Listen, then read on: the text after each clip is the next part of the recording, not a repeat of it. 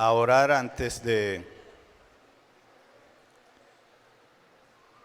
este autoexamen para poner todo en manos de Dios. Así que con reverencia inclinemos nuestros rostros.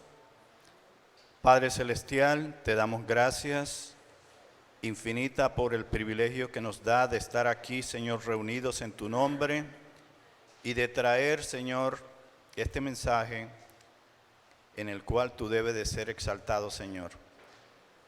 Examínanos tú, Señor, a nosotros y danos conciencia de en qué podemos estarte fallando a ti, Señor, para enmendar nuestros errores y ajustarnos, Señor, a tu santa voluntad. En el nombre de Jesús, amén y amén.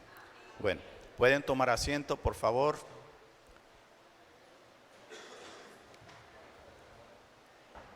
Hoy vamos a meditar en dos versículos, los primeros dos versículos del capítulo 3 de la segunda carta de Timoteo.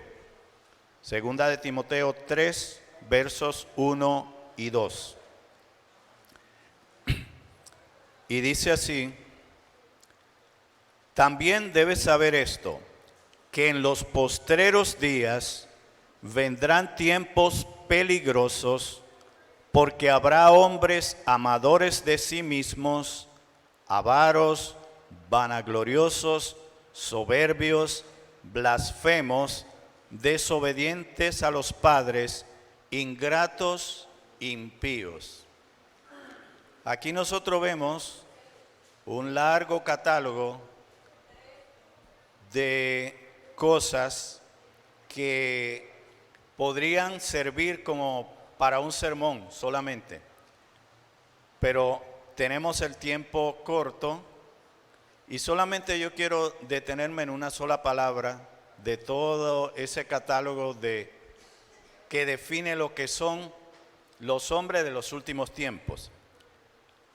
Antes de decir cuál es la palabra, yo quiero leer estos mismos dos versículos en otra versión, en la Nueva Traducción Viviente. Dice así, segunda de Timoteo 3, versos 1 y 2, dice: Timoteo, es bueno que sepas que en los últimos días habrá tiempos muy difíciles, pues la gente solo tendrá amor por sí misma y por su dinero. Serán fanfarrones y orgullosos, se burlarán de Dios, serán desobedientes a sus padres y malagradecidos. No considerarán nada sagrado. Aquí, la palabra en la cual yo voy a meditar y hacer el autoexamen es una palabra que en la versión Reina Valera dice ingratos, es la penúltima palabra antes de impíos, en el versículo 2. Esa misma palabra en la Nueva Traducción Viviente es malagradecidos. Vemos que son sinónimos. ¿Por qué? Porque cuando nosotros vamos al diccionario y buscamos la palabra ingratitud, el diccionario la define como la falta de agradecimiento. O sea, sin ninguna duda, un ingrato es un malagradecido o desagradecido. O sea, es una persona que no agradece. Ahora bien, vamos a hacer el autoexamen basando en eso, en el agradecimiento y la falta de agradecimiento. ¿Y qué significa, aparte de lo que dice el diccionario, qué significa bíblicamente la ingratitud? O sea, la falta de agradecimiento. ¿Qué tan malo es ser desagradecido? ¿Acaso se puede decir que ser ingrato o malagradecido es pecado? Si nosotros nos ponemos a escudriñar la palabra de Dios, nos daremos cuenta de que la Biblia habla bastante sobre el agradecimiento y la falta de agradecimiento, o sea, la ingratitud. Por un lado, vemos que la gratitud va acompañada, en primer lugar, de la humildad y de la integridad. Por otro lado, la ingratitud tiene como compañeras a la arrogancia y la deshonestidad. Entonces, si nos damos cuenta de que la ingratitud tiene por un lado arrogancia y deshonestidad, mientras que la gratitud, el ser agradecido, humildad e integridad, nos daremos cuenta de una cosa. Nosotros no podemos estar en una plena comunión con Dios si nosotros somos ingratos. Pero por otro lado, tampoco nosotros podemos decir que estamos manifestando la imagen de Dios siendo ingratos. ¿Por qué? Porque ni la deshonestidad, ni la arrogancia, ni el orgullo, ni la ingratitud son atributos de Dios. Por lo tanto, si nosotros no mostramos ingratitud y desagradecimiento, quiere decir que no estamos siendo el reflejo de Dios, la imagen de Dios.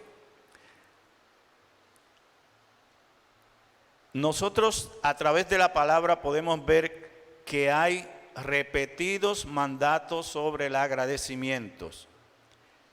Uno de ellos está en Primera de Tesalonicenses, capítulo 5, versículo 18, donde Pablo dice lo siguiente: dad gracias en todo, porque esta es la voluntad de Dios para con vosotros en Cristo Jesús. Ahí nos damos cuenta de una cosa. El verbo dad está ¿en qué modo? Está en modo imperativo. Y si está en modo imperativo, no está hablando de una sugerencia de algo que usted lo va a hacer si le apetece o si está de buen humor, sino que es un mandato. Pero aparte de que un mandato dice, porque esta es la voluntad de Dios. O sea, la voluntad de Dios es que seamos agradecidos. Entonces, cuando nos comportamos de manera ingrata, sin agradecimiento, ¿qué estamos haciendo? Estamos violentando ¿qué? La voluntad de Dios. Y la voluntad de Dios es que seamos agradecidos. Si somos mal agradecidos, ¿qué estamos haciendo? Contrariando la voluntad de Dios. ¿Y cuál voluntad estamos haciendo? La nuestra. Entonces, estamos mirando, fallamos en el mandato y fallamos también en ejercer la voluntad de Dios por usar la nuestra. Otro mandato de ser agradecidos está en Colosenses 3:15. Dice, y la paz de Dios gobierne en vuestros corazones, a la que asimismo fuisteis llamados en un solo cuerpo, y sed agradecidos. Aquí vuelve otra vez a mostrarse el verbo en modo imperativo. Por lo tanto, estamos hablando de un mandato. No es una sugerencia, vuelvo a repetir.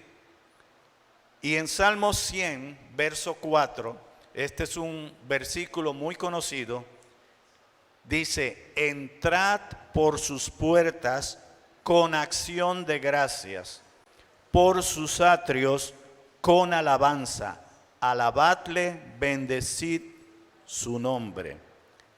Aquí nos está mostrando este salmo que la llave para entrar en la presencia de Dios es la acción de gracia y la alabanza. Nosotros, al presentarnos delante de Dios, en lugar de entrar como perro por su casa, nosotros debemos llegar ante Dios con reverencia, con respeto, con agradecimiento y con alabanzas. O sea, no vamos a llegar a donde Dios inmediatamente llevándole una lista de todo lo que necesitamos y queremos, todos nuestros anhelos. Primero démosles gracias ya por lo que nos ha dado. O sea, no seamos de aquellos que miran el vaso medio vacío y están más enfocados en lo que le falta al vaso para llenarse. Miremos el vaso medio lleno y demos gracias a Dios por lo que hay en la mitad del vaso y dándole gracias también por lo que falta del vaso, porque Él lo va a conceder porque lo prometió. Entonces, esa debe ser nuestra actitud. De hecho, nuestras peticiones,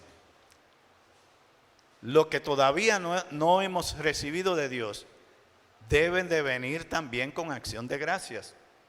En Filipenses 4:6, Pablo lo expresa de este modo: por nada estéis afanosos, sino sean conocidas vuestras peticiones delante de Dios en toda oración y ruego con acción de gracias.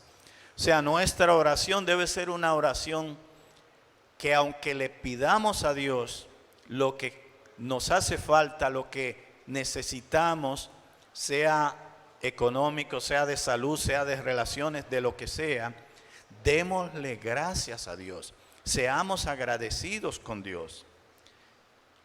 Ahora, al principio habíamos hecho una pregunta: ¿será que ser malagradecidos es pecado? Hay un pasaje bastante extenso que no vamos a leer aquí, pero yo le voy a dar la referencia. Romanos 1, versos 18 al 32.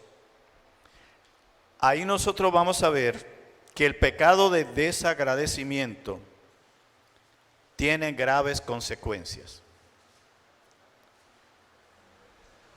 Y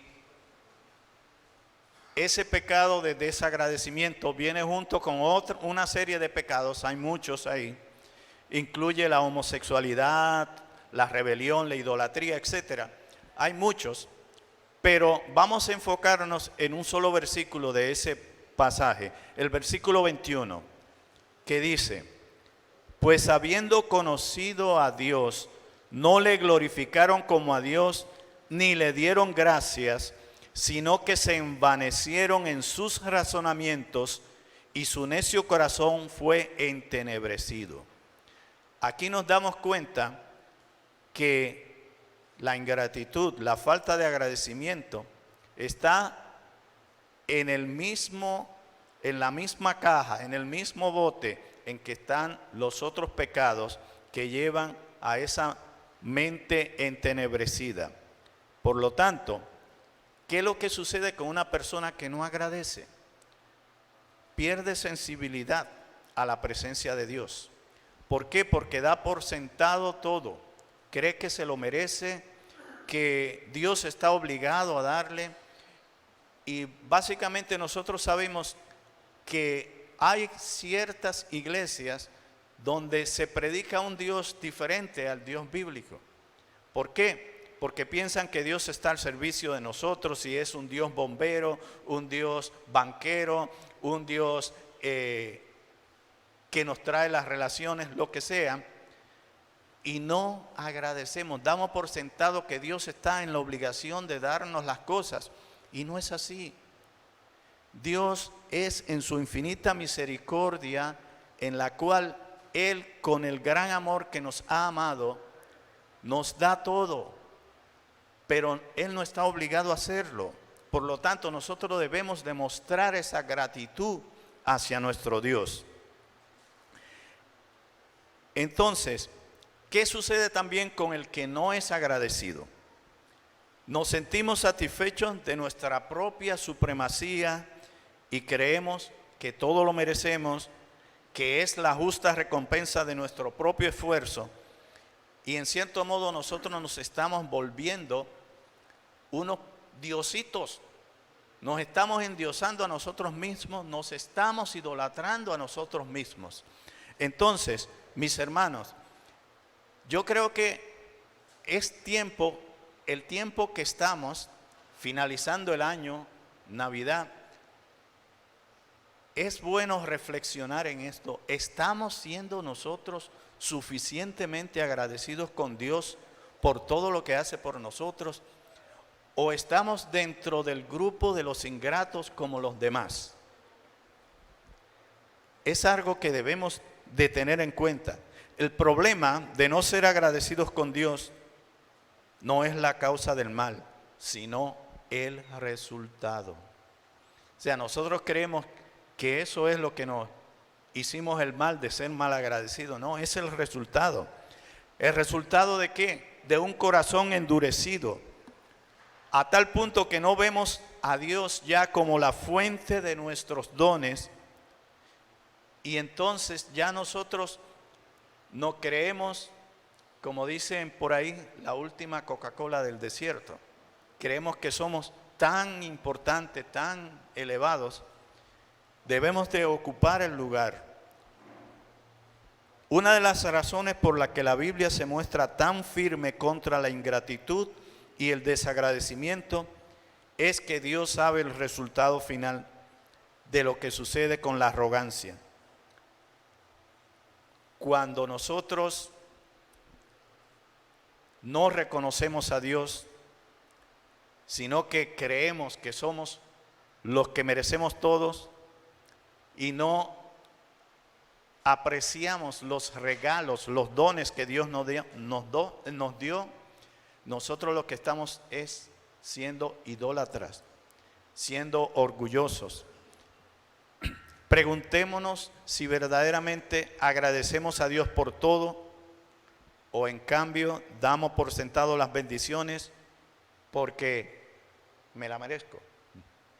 Yo hace tiempo, le voy a decir sinceramente, que yo erradiqué de mi vocabulario la palabra merezco. Porque si yo fuera a decir lo que yo merezco, yo sé que merezco lo peor. Y todo, en lugar de darlo por sentado, lo que yo creo es que Dios es misericordioso, es piadoso, Dios es tan bueno con uno que da lo que no merecemos. Si miremos nuestro pasado de pecado y lo que Dios ha hecho, si Dios no nos diera ya nada más que la salvación, que la justificación por medio de la gracia, ya tenemos suficiente para agradecerle a Dios. Ya todo lo demás es añadidura, porque su reino y su justicia llegaron a nuestras vidas. Pensemos eso, hermanos, y seamos agradecidos cada día. Levantémonos mirando el día que Dios nos da. No importa que estemos como está el hermano Carlos en Bogotá con 7 grados en la mañana, pero demos gracias porque hay otros que están con menos 17 grados muriéndose de frío, y por lo menos con 7 grados en Bogotá todavía hay una casaca, un abrigo que nos da calor. Demos gracias por los alimentos. ¿Por qué? Porque cuánta gente hay en la calle que no tiene que llevarse a la boca. Demos gracias por el techo que Dios nos ha dado, porque hay muchos que tienen que dormir en la calle. Así que, hermanos, busquemos en nuestro corazón si realmente estamos siendo agradecidos. Recordemos que Santiago dice, en Santiago 1:17 dice lo siguiente: toda buena dádiva y todo don perfecto desciende de lo alto, del Padre de las luces, en el cual no hay mudanza ni sombra de variación. Todo regalo, todo don viene de Dios. Por lo tanto, como no lo compramos nosotros, es su gracia que nos da cada regalo. Seamos agradecidos, hermanos. Le damos gracias a Dios por permitirnos hoy dirigirnos a ustedes aquí, y vamos a ser agradecidos y vamos a agradecerles ahora de una manera efusiva a través de los cánticos de alabanza. Vamos a comenzar aquí con uno que se llama Vengo a adorarte. A eso venimos aquí. Vengo a adorarte, Señor.